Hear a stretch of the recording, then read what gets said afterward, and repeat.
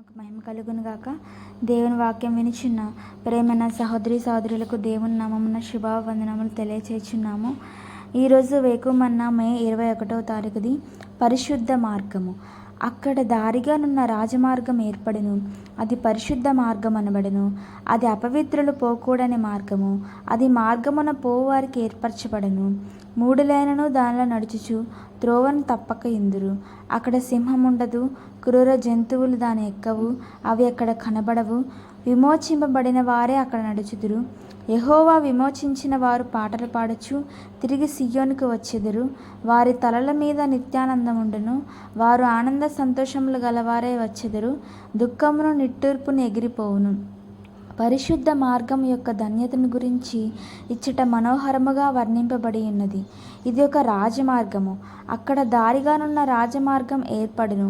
ఈ మార్గం మన హృదయములలోనున్నది. ఒకవేళ నీ హృదయం ఇరుకుగా నున్న ఎడల పరలోకముకు వెళ్ళు మార్గం కూడా నీకు ఇరుకుగా ఉండును. పరిశుద్ధముగా జీవించుట అనున్నది ఇరుకుగాను కష్టతరముగాను ఉండును. ఇది పవిత్రమైన మార్గము, ఎందుకనగా అది అపవిత్రులు పోకూడని మార్గము.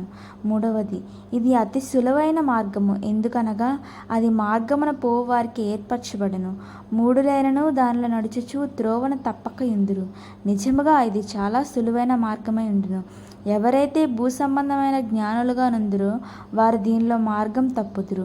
నీవు క్రీస్తు కొరకు వెర్రివాడువుగా మారితే గాని నీవు పరిశుద్ధ మార్గము గాని దాని యొక్క విలువను గాని తెలుసుకొనలేవు. నాలుగవది, ఇది సురక్షితమైన మార్గము. ఎట్లనగా అక్కడ సింహం ఉండదు, క్రూర జంతువులు దాని ఎక్కవు, అవి అక్కడ కనబడవు. ఎటువంటి అడవ జంతువు కానీ లేక భయము కలిగించినదేదియూ అక్కడ కనబడదు. ఇది ఇలాగుండగా కొందరు దేవుని బిడ్డలు సురక్షితమైన ఆ పరిశుద్ధ మార్గమును ఎంపిక చేసుకొనటలేదు. ఐదవది, ఇది పునీతమైన మార్గము, ఎందుకనగా విమోచింపబడిన వారికి మాత్రమే ఈ మార్గంలో నడుచుటకు హక్కు కలదు.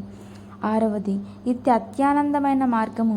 ప్రజలు దానిలో నడుచుచు పాటలు పాడచ్చు వారి తలల మీద నిత్యానందముండును. మార్గమంతటను మనం పాడుచును ఉందుము మరియు ఇతరులు పాడుచుండగా వినుచుందుము. అది సామాన్యమైన ఆనందం కాదు కానీ మన తలలపై నిత్యానందమే ఉండును. నిజమైన పరిశుద్ధత ద్వారానే నిజమైన సంతోషం కలుగును. ఏడవది, ఇది బహుగా ఆశీర్వదింపబడిన మార్గము, ఎందుకనగా అది పరలోకంలో అత్యధికముగా ఆశీర్వదింపబడిన స్థలమైన సియోనుకు నడిపించును. దేవుని యొక్క పరిశుద్ధతను నీవు ప్రేమించుచున్నావా? నీవు ప్రేమించినడలా ఈ పరిశుద్ధ మార్గమును, రాజమార్గమును, పవిత్రమైన మార్గమును, అతి సులభమైన మార్గమును, అతి సురక్షితమైన మార్గమును, అతి పునీతమైన మార్గమును, అత్యానందకరమైన మార్గమును, అత్యధికముగా ఆశీర్వదింపబడిన సియోను మార్గమును నీవు కనుకొందువు గనుక నీవు పవిత్రుడుగా ఉండునట్లు చూచుకొనుము. దేవుని యొక్క పరిశుద్ధ నామమునకు స్తోత్రం. Praise the lord.